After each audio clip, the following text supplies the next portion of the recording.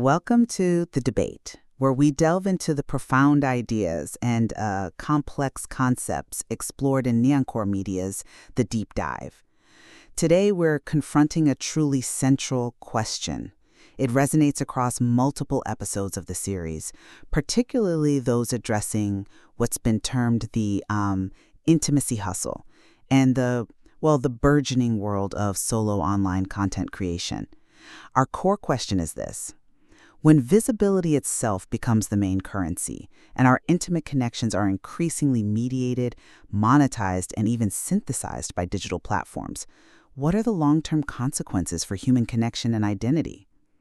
Now, I tend to view this evolving landscape as, illuminated by the series, as a complex, but ultimately adaptable space, a space of new economic opportunities and emergent forms of human connection. And I approach this from a fundamentally different perspective. While I absolutely acknowledge the undeniable economic shifts highlighted in the deep dive, I argue that the series compellingly reveals a problematic shift where perceived intimacy is commodified. And this ultimately degrades genuine human connection and inflicts a heavy, often unseen toll on personal well-being.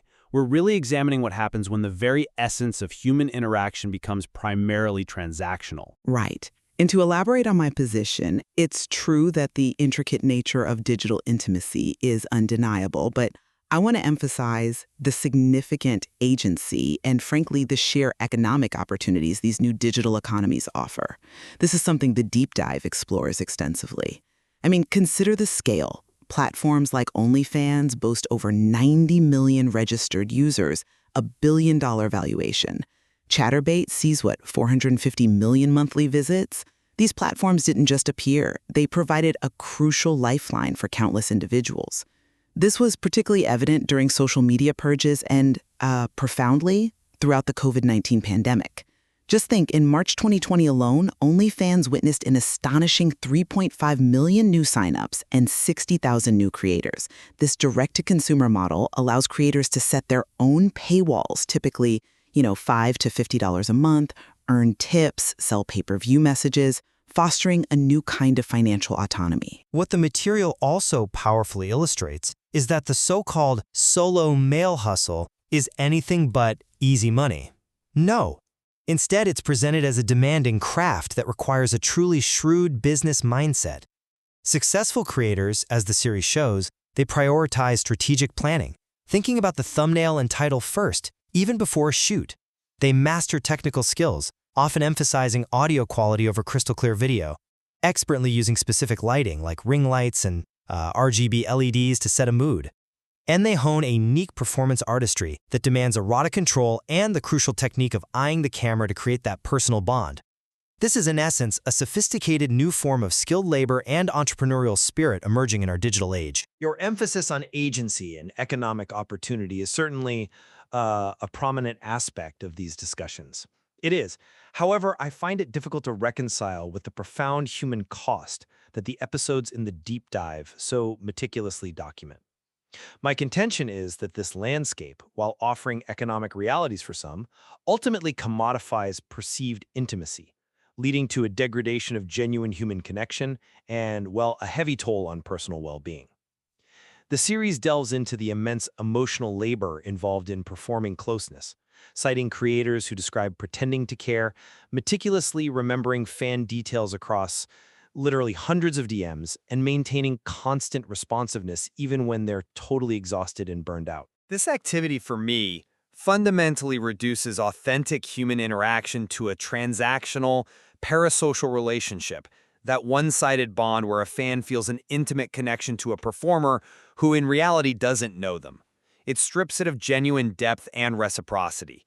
Furthermore, the material rigorously details the significant dark side consequences, the terrifyingly common incidents of stalking, doxing, with creators sharing stories of fans finding their actual houses, making real-world threats, all with frankly minimal support from the platforms themselves. And crucially, the digital permanence of content. It means it doesn't just disappear even after creators quit. This leads to long-term consequences like societal stigma, vividly illustrated by Riley Reid's experience, which the series covers, and profound challenges in reclaiming privacy. The episodes also expose the dangerous myth of easy wealth, pointing out that the average OnlyFans user reportedly earns only, $50 to $180 a month. That statistic suggests these platforms often exploit vulnerability and sheer necessity rather than delivering widespread empowerment.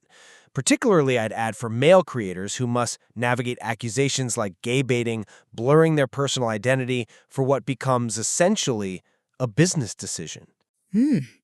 While I understand your concerns about the transactional nature, I'd argue that the interactivity itself fosters a new kind of connection, one that many find deeply authentic, albeit, yes, in a digitally mediated context. The material in the deep dive reveals that the interactive nature of these platforms, from remote-controlled vibrators synchronized to tips to JOI, which is jerk-off instruction guiding the viewer, and POV, point-of-view content designed for immersion, in that intimate act of eyeing the camera.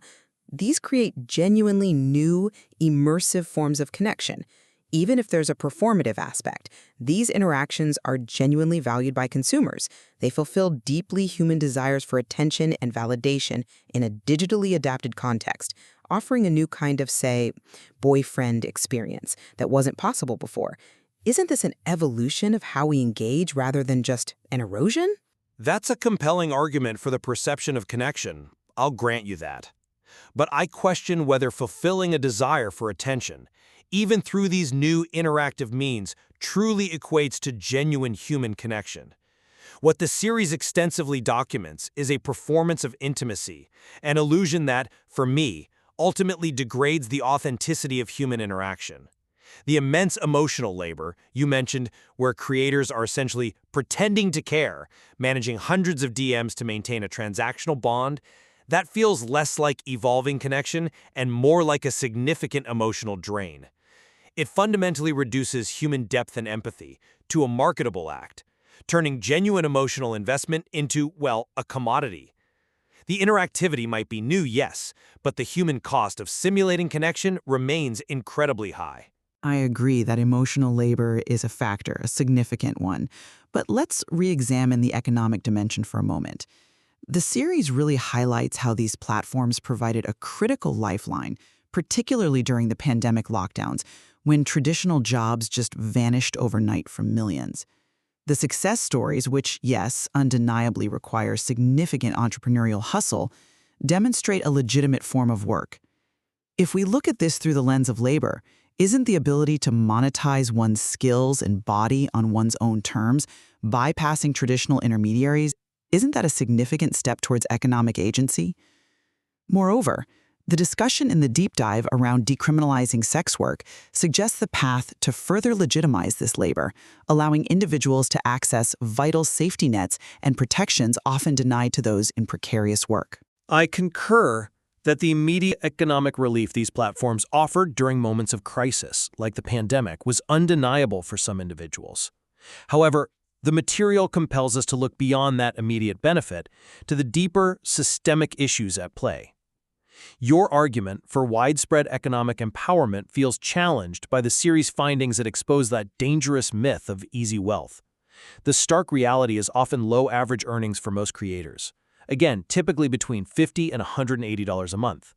This suggests that economic pressures and sheer necessity more frequently push vulnerable individuals into these spaces rather than some wide-scale embrace of true empowerment. The episodes also reveal how platform algorithms demand constant presence and consistency as compulsion, creating a pressure cooker environment that many creators describe as feeling like a prison. And we can't overlook incidences like the Bella Thorne episode, where a celebrity's actions led to policy changes that disproportionately hurt the smaller, everyday creators. That clearly highlights inherent systemic inequalities within these supposedly empowering structures. It's not a level playing field. It's certainly true that there are significant challenges and inequalities within the platform economy, and the series does an excellent job of detailing those. I won't dispute that. However, I believe we're also witnessing an evolution in how individuals construct and present themselves in the digital age. The blurring lines between public and private self, authentic and performed persona, work and personal identity, As explored in the deep dive, this can represent a powerful form of self-expression and brand building. Creators develop what the series calls erotic control and a marketable persona, which in a world where visibility is currency can be a sophisticated adaptation to a new economic paradigm. Isn't this an assertion of agency and self-creation rather than merely a compromise? While the idea of evolving identity is compelling on the surface, I find it difficult to reconcile with the profound negative impacts on individual identity that the material meticulously documents. The blurring you describe for many becomes a destructive commodification of the self.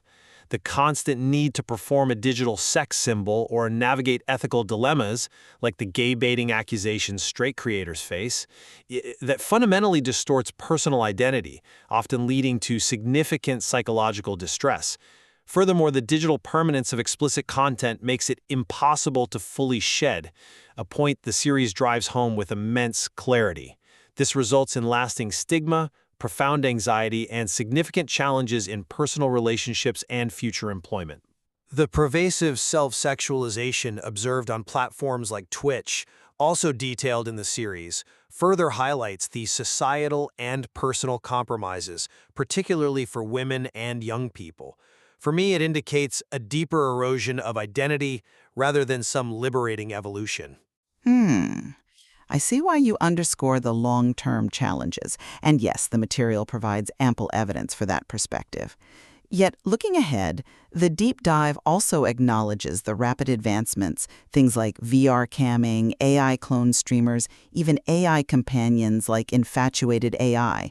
These are presented as an ongoing technological evolution. Now, while these developments certainly raise complex ethical questions, and we absolutely must address them, they also open entirely new avenues for fantasy fulfillment, connection, and highly personalized experiences. Doesn't this suggest humanity's remarkable and, frankly, adaptable capacity to engage with new and evolving forms of interaction? Much like we've adapted to previous technological shifts throughout history, these are, at the end of the day, tools that fulfill deeply ingrained human desires. While technology certainly offers new avenues, I view these advancements, including things like deepfake technology, with deep concern. I see them as likely to further exacerbate the very problems we've been discussing. The material expresses a profound apprehension that by making the lines impossibly blurry between real and artificial, authentic and simulated, these technologies risk an even greater commodification of human desire. This trajectory, for me, points towards a profound erosion of genuine human connection and potentially new, more insidious forms of exploitation. The erosion of trust in what is real, the very basis of human interaction. That's a significant and frankly terrifying concern that these advancements bring right to the forefront. So, as we bring this discussion to a close, it's abundantly clear that the deep dive offers a critical and nuanced lens on this complex interplay. The interplay of economic forces, fundamental human desires, and relentless technological advancement in shaping modern intimacy. From my perspective, these digital spaces, while challenging and certainly imperfect, also represent an ongoing adaptability of human connection and emergent forms of agency that some individuals are able to find and, well, leverage. It's about navigating a truly new frontier with all its inherent risks and opportunities. And from my vantage point, the material compels us to seriously consider the significant costs. The costs to authentic connection and personal well-being that arise from this intensifying commodification of intimacy. While the economic shifts you highlight are undeniable, the human toll, the erosion of genuine connection, the emotional labor, the lasting impacts on individual identity are, for me, far too profound to overlook. The series really forces us to confront these difficult trade-offs. The deep dive's central question, then, really has no simple answers.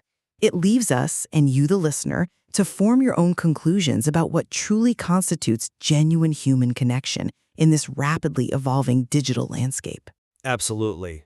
The material provides rich ground for continued reflection and deeper exploration. It shows just how deeply intertwined our digital and personal lives have become, and how critical it is to thoughtfully consider the future of human connection.